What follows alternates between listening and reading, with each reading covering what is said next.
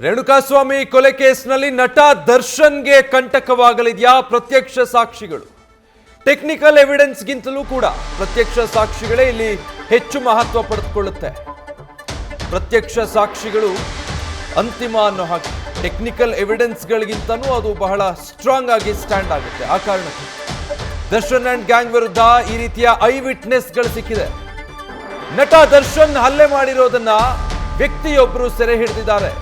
ಆ ಶೆಡ್ನ security guard ನಟ ದರ್ಶನ್ ಹಲ್ಲೆ ಮಾಡ್ತಾ ಇರುವಂತದನ್ನ ಸೆರೆ ಹಿಡಿದಿದ್ದಾರೆ.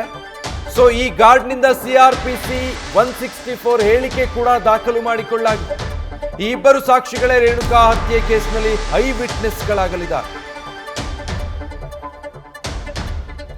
ಡೀಟೇಲ್ಸ್ ಕೊಡ್ತಾರೆ ಈ ಬಗ್ಗೆ ಸಂದೇಶ್ ಲೈವ್ ನಲ್ಲಿ ಜಾಯ್ನ್ ಆಗ್ತಾ ಇದ್ದಾರೆ. ಸಂದೇಶ್, ಟೆಕ್ನಿಕಲ್ ಎವಿಡೆನ್ಸ್ ಗಳನ್ನ ತುಂಬಾ ಕಲೆಕ್ಟ್ ಮಾಡಿದ್ದಾರೆ ಪೊಲೀಸರು, ಬಟ್ ಸ್ಟಿಲ್ ಐ ವಿಟ್ನೆಸ್ಗಳು ಪ್ರತ್ಯಕ್ಷವಾಗಿ ಅದನ್ನ ಕಂಡವರು ಅಂತ ಬಂದಾಗ ಆ ಸಾಕ್ಷಿಗಳು ಯಾವ ರೀತಿ ಕಂಟಕವಾಗಿ ಪರಿಣಮಿಸಬಹುದು ಈ ಕೇಸ್ನಲ್ಲಿ ದರ್ಶನ್ ಪಾಲಿಗೆ?